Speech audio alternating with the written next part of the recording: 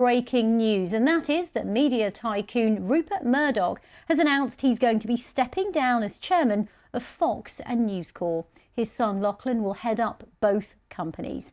Mr. Murdoch, though, will continue as executive chairman and chief executive of Fox Corporation. Now, in a statement he sent to his staff, he says the companies are in robust health, as am I. The statement goes on to say our opportunities far exceed our commercial challenges. Now, Lachlan Murdoch has congratulated his father on what he called his remarkable 70-year career. Well, to discuss this breaking news further, we can now speak to Brian Stelter, who's special correspondent at Vanity Fair and indeed an author of a book on the Murdochs and Donald Trump called Network of Lies, which is due out this year. And of course, Brian, you are a font of knowledge when it comes to the US media. Let's start, Brian, by getting your reaction to this news.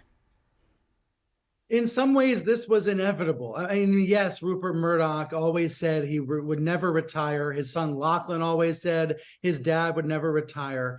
But his companies have been shrinking over the years and struggling against the media headwinds that all media companies are facing. For example, streaming and the struggles of newspapers. So Rupert Murdoch is not the swashbuckling, feared and reviled media mogul that he once was, that he was for decades.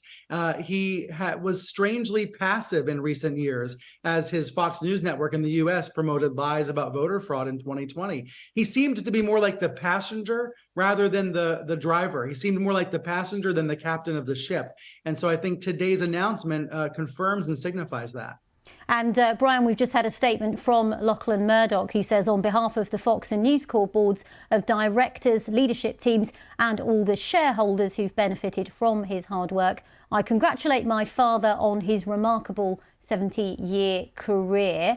Was it a surprise that it's all ended up in Lachlan's hands? Because in many ways, viewers of the show Succession might have drawn some parallels, given that there are 3 children in the series and there are 3 children in the Murdoch dynasty. Yes, indeed. There are 3 adult children who are very active and involved over the years: James, Elizabeth, and Lachlan. Also a 4th adult daughter, Prudence, who famously has wanted nothing to do with the company for many years. And then there's 2 younger children. So 6 children total. And over the years, some of them have, positioned, maneuvered for power. But it's been pretty clear for about a decade now that Lachlan was the chosen son. James Murdoch is disgusted by what airs on Fox News in the US. He has moved away from the companies. He even quit the News Corporation board in 2020. So Lachlan has been in line for a while, but he's always been sharing power with his father. I think one of the questions now is, how involved will Rupert actually be? Is this retirement or is it just semi-retirement? Does this foreshadow other changes to the company in the months to come? So far, the indication is no, and that Lachlan Murdoch will continue with the same strategies that his father has preceded. For example, trying to push Google and Facebook to pay up for content and trying to move more into the streaming wars. I was going to ask you for more on that. I mean, where you think the direction might go under Lachlan. You've touched on it a little bit. What do you think the reaction will be now? How the markets might react to this?